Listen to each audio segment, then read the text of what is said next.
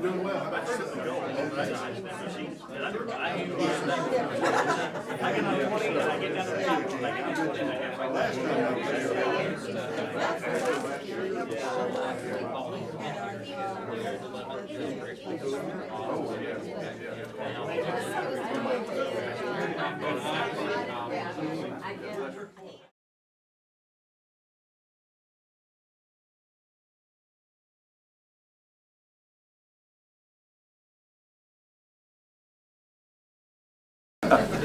But again, it's a pleasure to be with you. Again, I thank you for attending today, and again for your ongoing support. You were very kind to us in 2014. You know, as we ran and really had to overcome a lot of obstacles. People have asked, how's this race different than the other? I said, well, last time we had 9 people in the primary. And I was at the very bottom. That's one of the things about when you have a last name of Woods, is, you know, unless you run into a Zorn or a Young, you don't get to move up in the ballot area. But the Lord was very, you know, kind and gracious to us. You know, thinking about the obstacles that were overcome. You know, He opened up a lot of doors, and I'm very thankful to represent you as a state for you know, to be your state school superintendent. It's been really an honor for these 3 years and roughly 3 months now to you know, be your state school superintendent. And I say that because I see a lot of good things moving on. A lot of good things are actually happening in public education. It doesn't mean that we're where we need to be, but I think in the progress we are seeing across the state, then we should be very proud of where we are going. And I hope that you know, with your support another 4 years, we'll continue to see that growth, and we'll continue to see you know, the change that I think we needed to need to see. You know, as I look back, you know, when I ran, you know, 4 years ago, or roughly 4 years ago, one of the things that I really wanted to make sure that we transformed was to make sure that education was about our children. For many years, it was about a test. And that was one of the biggest things that we really did that did a disservice for us, you know, in education, and us as a state, and to be honest, us as a nation. But since that time, we have started to make that correction. There are things now that we're talking about that we did not talk about. And because of that, we are seeing some really good trends in Georgia. You know, for us in Georgia, right now we have the highest graduation rate that we've ever had under our new calculation. So we're above 80%. It's actually, during my tenure, we've grown, I think, about 8 points since then. But it is my intent by 2020 we will meet or exceed the national average, and that will be a first for Georgia. And that's something that I think we should be very proud of. Within the context of that graduating group, if you take just one advanced placement class, again, Georgia does real well in this area. You know, the graduation rate for those individuals is 98%. So that's you know, quite an accomplishment for us. And again, this is all students. This is not just, you know, one group or subgroup, but this is everyone being involved. And we do have a fairly substantial minority group that takes our AP classes. You know, secondly, if you are what we call our career tech, or CTAE, you'll probably hear me say CTA quite a bit today. You know, for that group, if you're a pathway completer, you have a 96% graduation rate. And for a group that's kind of dear to my heart, and you know, is our military kids. We definitely have a very large military population in the state. I grew up in a military family. My dad served 20 years in the U.S. Navy, and with that, you know, I'm proud to say that we have right at a 90% graduation rate for those that are involved, you know, in the military. And that's significant because if you know anything about the military, it's a pretty transient society. I mean, that is a group that moves in. Again, I remember, you know, being, you know, following my dad, and if we stayed somewhere 2 years, we were lucky. That was kind of a highlight. But as we continue to move, we're seeing, you know, other trends. When we look at, you know, how do we compare nationally? We do have a couple of nationally normed tests, the SAT and the ACT. In those areas, we're actually beating the national average. Where they are coming down, we are actually making progress. With the ACT, we are actually within the top 25, and probably within, we're talking percentage points of actually being very close to the top 10. That is how close we are bunched up in that. And with the SAT, again, one of the areas which traditionally Georgia has been looked at, and in the past, when you hear about things that are saying, well, you're not performing that well, people have always looked at the SAT. But I do want to share you the context of the SAT. You know, roughly about 25% of our states, what they do is that they test less or test less than 25% of their, or excuse me, 50% of our states test about 25% or less of their kids. Actually, the #1 state only tests 2% of their children. Georgia, on the other hand, we test between 60 and 70% of our children. So again, that's a pretty big disparity. So when you look at the true context, when you talk about that, we're somewhere in the middle of the pack. I mean, we do, fairly well, but we're actually, moving up and have made some good changes with that. So that kind of gives you a little bit of a dynamic of where we are. But since that time, again, as I shared, we've done some things to make some corrections. And really putting, I think, common sense and true emphasis on what we need to. For us in the state, what we've looked at, again, reading is a passion of mine. I believe every student needs to have that ability to read. I think for us in education, it is the most important skill that we can transfer to our young people, bar none. I don't care what class you take, where you go in life, you have to have the ability to read. So we definitely have been working on an emphasis on reading. And we continue to see our growth in that area. Roughly, Georgia right now, if you look at our growth, we're about the 6th, we rank 6 as far as improvement within reading scores as we continue within the United States, which again is quite an accomplishment for us. And so we really want to hit that, and especially in the K-5 or kindergarten through 5th grade area. That's really where our foundation really needs to be focused in this. I was a high school social studies teacher. Remediation is not the word I wanted to hear because we do not have the time. And again, most teachers in high school do not have the training for this. But people like my wife, who was elementary, that's where we need to teach these kids. And so we really are doing that. Over the past 3 years, and again, including this year, I will have the ability to give out over 100,000 books to many students throughout the state of Georgia. And again, this will be something for many of these children. The only book they have in their classroom is a phone, or within their home is actually a phone book. So again, it's so important to make sure that our kids have information, again, have text that they can read. And one of the things as well, we continue to work with our library, state library system, over the summer. So again, as we get ready to go into the summer, this is an important partnership that we have. And until coming on board, what I found out is that you would think that the Department of Education and the library system would work together. Would make a nice, really a natural marriage. But unfortunately, we were not even dating when we came up. And that's something we have changed and really have a great relationship with our state librarian Julie Walker. So we continue to look at that and see how we can expand. But as we look at, saying what do our children need, and again, putting the common sense, approach into it, I really wanted to move, and we have begun the process of moving away from one size fits all. Every student does not need to go to a four-year university. That was something we bought into as a nation. It's something we bought into as a state. And so, thank you very much. My cough has been doing so good, and then yet this morning, it's kind of caught back up with me. But one of the things that we looked at is trying to make sure that we have balance within our state as far as looking at opportunities for our children. And so over the past few years, we have put a big emphasis on trying to expose our kids to, to our career tech area. There are a lot of great opportunities that we have. One of the ways I kind of, joke about this is that, during Christmas, my wife and I had to replace our heat pump down in South Georgia. Well, that's kind of a nice thing, but I didn't call my college professor to come put my heat pump in. But I do know how much I called, and had to pay the young man that did come out and do that. There's a lot of great opportunity in that. And, and my background actually started out, in the vocational area when I graduated in Fitzgerald. And so I think it's very important that we provide opportunities for our children. If they want to go to a university, that's great. If they want to go to a technical college, that's great. If they want to go into the military or internships or go straight into the workforce, those are things that we need to make sure that we are offering our kids those opportunities to do so. Now, we are working a lot with business in this career tech area, and one of the ways we're doing that is that we're sitting down at the table and listening, what are the needs? What type of individuals do you need?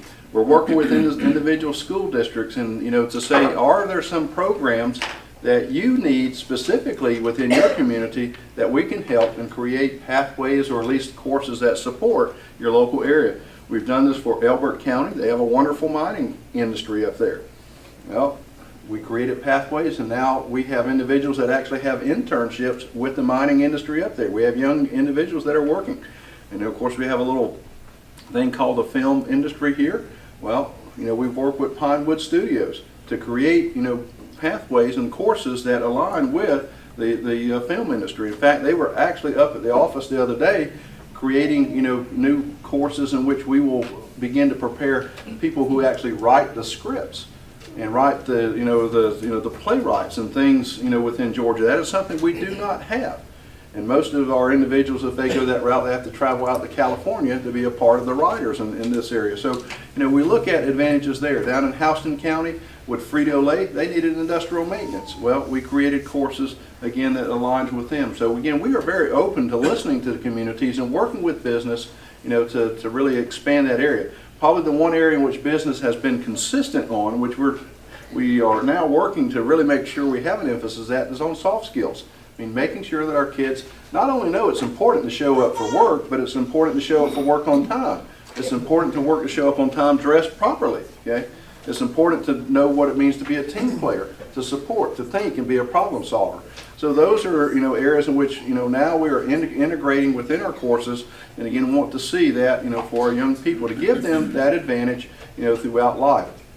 And so, as we begin those exchanges, we look at, creating the courses. But again, with the work of and the help of the General Assembly last year, we opened up, really true internships. Because of some of the labor laws that were within our state, our kids could not go out. But now our kids can actually go out into the workforce, into the job site, and begin to have internships that are there.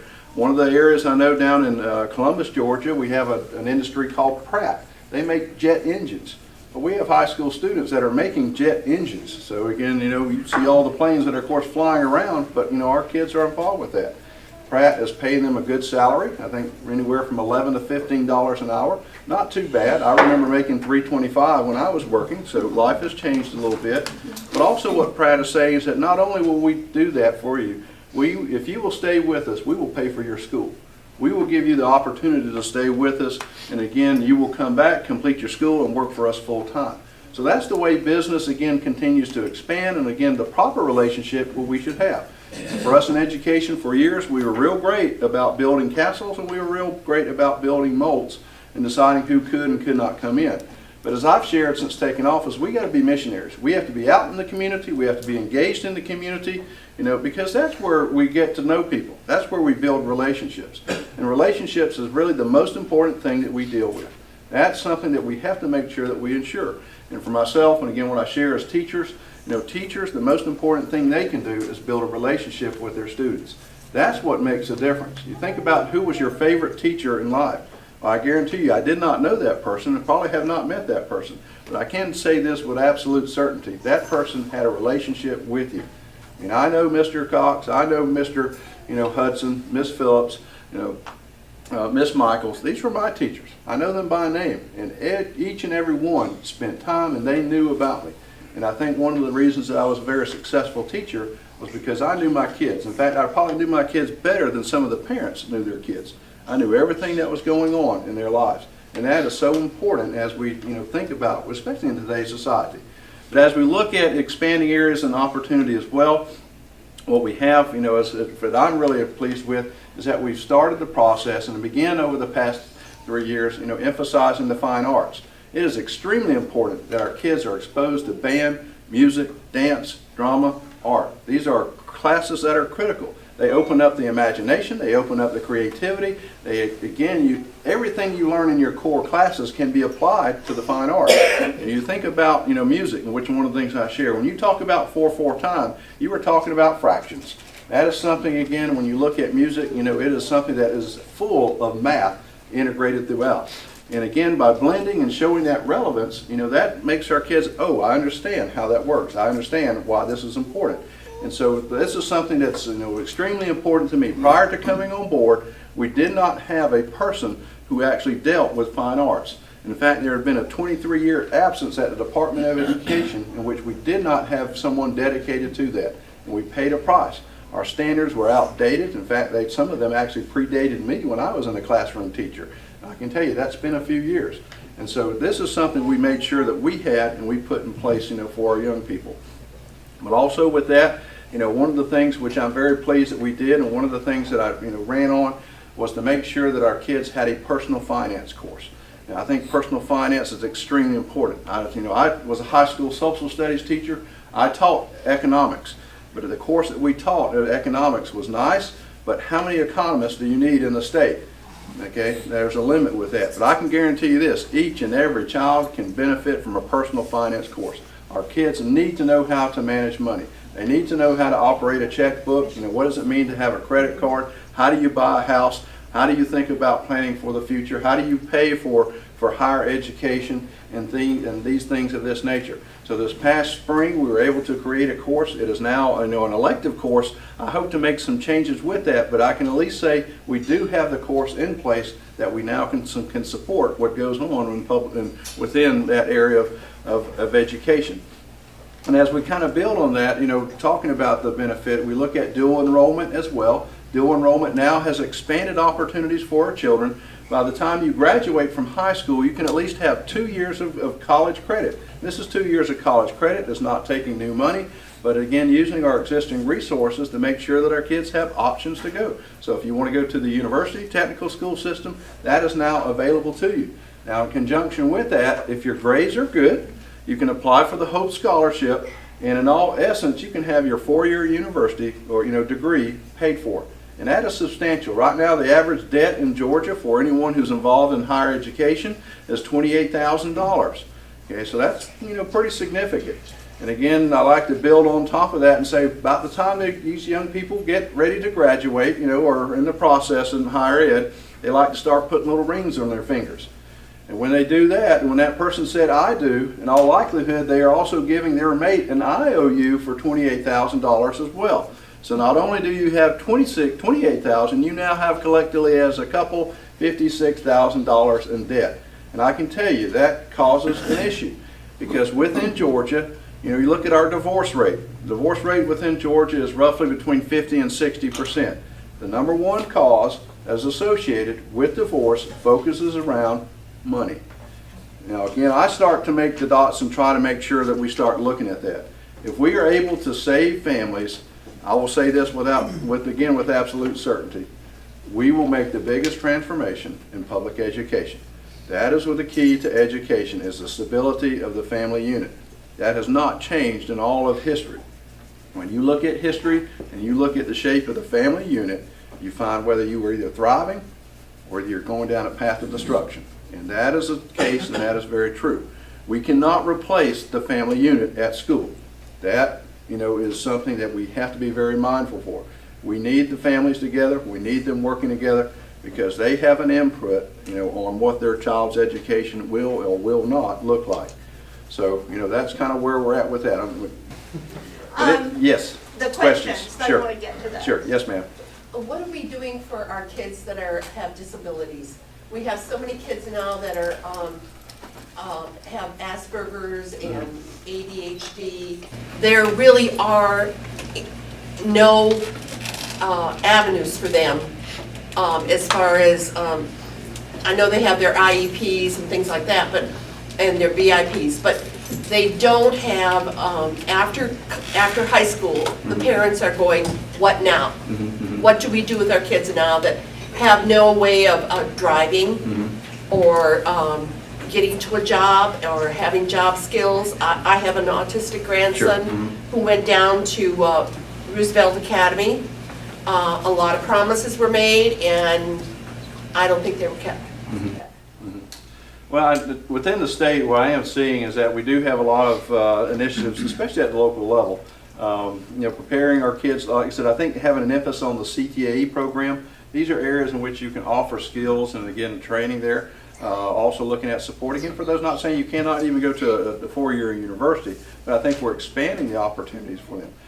We are looking at, trying to work with Congress because we do have some not litigation, but laws we are looking at that, let's see that if we need to keep these kids longer in school, don't punish schools for doing the right thing. And that's one of the biggest issues we have. So we are trying to look at because I think roughly we can hold those kids, or at least they can stay with us until about 21. And perhaps that will make a big difference. We are looking at, I know they're up in Bartow, they actually have a really great relationship with their hospital facility up there. And because these kids are staying, they actually have on-the-job training skills and are doing a wonderful job, whether it's CNA, looking at, doing some job recruitment there. So I think with internships, that will help us out, again, which is relatively new. So in conjunction with working with business and industry and providing, additional resources, I think that will help. Again, that's something more that I'm seeing. Within that, we're looking at, moving away from the test, where we actually have, kids are running businesses within schools. So, I mean, they're getting, some training. I said, I could go become a barista at Starbucks, or some opportunities there. So I think now we're beginning to see a shift. I do hope that we see a revision of IDEA up in Washington, D.C. It really is out of date. And hopefully with that, I mean, if I had my preference while we were working on a state plan, we really needed to have that talk and conversation aligned together. So that's kind of where we're at with that. We're seeing, again, I think some transition with that, and hopefully if we can, look at making some adjustments in some of the laws and our relationship with the feds, then, I think we'll see us do some positive things. Yeah. Yes, ma'am. Stand up. Yes, ma'am. Could we bring Fred into that just Sure, a little sure, bit? Because yeah. he's on the President's Council on that. And I would like to know what you guys are talking about in Washington. Well, one of the major things was the entrance points. The mayor from Florida, was there, and it was just heartbreaking. She talked about not having that. And I was able to say, well, we have that, but having said that, we do have buildings that are disconnected. You have the man building over here, maybe, or the gym over here. And the president was also kind of taken back when he was talking about, because we do have resource officers. In fact, we just hired another one, so we have 7. But he was saying, well, that's still not enough. Your law enforcement, their whole sheriff's department couldn't, whatever. And I said that was another thing that Georgia did after the 2014, or the last shootings, but in 2014 gave local boards, the authority to do that. But I agree, I like it on the local level because you want to involve all your stakeholders before you make those decisions. On there, what question do you want to know there? I mean, he moved really quickly. One thing about the president, after that meeting we had, if you watched like the 5, when they were talking about the meeting, they said, you got a glimpse into how the president works. She said when she was with the Bush administration, they did all that, but they never had the cameras there. And this president's willing to be open, and he's an open book. I mean, if he didn't like something, the other lady from Florida that was in education, he threw his arms like that and says, no, we shouldn't scare kids and tell them we're doing these practice drills because somebody might come in here and kill you. He said, what does that do to a child? So he, and he did that once to me, but I was, I was able to say where my heart was, which I felt like there were, other issues, mental issues, the home. Mm-hmm. I said it was more like a tool, kind of like the planes on 9/11, the fertilizer, all that it was more of a, heart issue kind of thing. But as far as what's being done, I mean, he's already, the bump stocks are going to go away, in his defense. That was done under the Obama administration, not him. You're going to have tougher backgrounds. And he pretty much did what he said he would do. He did it quick on there. What about the grants? Is he moving forward on those? Yeah, in fact, we talked about that. One of the things that I brought up, and this actually came from our board chair, because I'm the type that, I realize I represent a board, or we're a board and making individual decisions. So I sent the board, do you have any questions or what you want to throw? And John Howard, our current chair, basically said if there's any unfunded mandates, we want them funded. And I said that to him, and it kind of took him back a little bit. I said, we'd like, if this is on the federal level, for it to be funded, because we don't have money. We had to eliminate 30 teachers' positions, mainly because of the healthcare issue. When I started on the board, we paid 0. Now we're paying about $400 per employee per month. So, it makes it hard. So we moved to a block schedule from the Bell schedule for that. But he was talking about grants for that, and I don't know if that was in the bill that they. I believe I've seen with that. I know there was supposed to be some allocation with that. Also, I think up under the Golden Dome here in Atlanta, there's been a line item that's been put, and I know there will be some study committees that will come out. But that's something, again, we continue to do. You know, because safety is, I mean, because what I do understand, this issue will kind of die down as the passion goes, but it does not mean we have to be, you know, silent and at the wheel. We have to make sure that we're looking at these things, because I know at some point something else will happen down the road. You know, prayerfully and thankfully that has not happened in Georgia, but you know, at any time it He could. doesn't actually have, it's the legislature, but he's a great advocate for that. So on these issues with school safety, and if we use SPLOST for hardening schools and, you know, making that entranceway bulletproof or whatever, you know, it's decided, we have the ability with those funds, and you can do that locally, and if you choose not to vote for it, don't vote for it, but if you choose to harden those schools with that penny, then, you know, we could actually do that financially and just move away from some of the newer schools. And but anyway. Okay. I think it's interesting that we don't mandate security or resource officers, but we do mandate teacher retirement. So that takes that decision away from the local area. I think if we can mandate retirement, we should be able to mandate there be an armed post-certified officer at all the schools. I think that's acceptable. But my question is, why do you think that none of the local school districts have used any provisions in HB 60? And other than voting them out, how can we get them to? Well, again, I hate to speak for anyone to say why you shouldn't or couldn't vote. You know, sometimes I think you know, if you want to look at individuals who are elected, you might look at who gives donations to them. I mean, I'm just being honest with that. I mean, that's what people, they tell me, say you just start following the money. And that may be, I mean, it could be an issue. Again, I'm just giving you the superficial thing. You know, I think we always want to be in contact with our elected officials. And it's not so much saying just one person, because what they do look at is that do we have numerous people contacting? We have, you know, individuals that are out there. And again, I know that you've been an active voice here locally, and those are things that which, you know, mean a lot to individuals. They look at how many phone calls on a certain issue did we get, and to see what that looks like. So I would, you know, encourage you to do that. I would hope, again, most of the General Assembly, and I would think that your representatives here, you know, are Republicans. Well, they should be here at these meetings, to be honest. I mean, that's something that they need to be involved in. You know, for myself as a Republican, you know, my pledge, and I've told people, said, I will be there if you invite me. I will be there when you know, whenever I can, and that's whether it's election season or a non-election season. I mean, I'm here. So, you know, that, you know, is looking at when people are running for office, you know, and maybe it is time. Maybe it is time to, you know, vote some people out. And that's where, for us as individuals, you know, it might be a time for a few of us to step up to the plate. You know,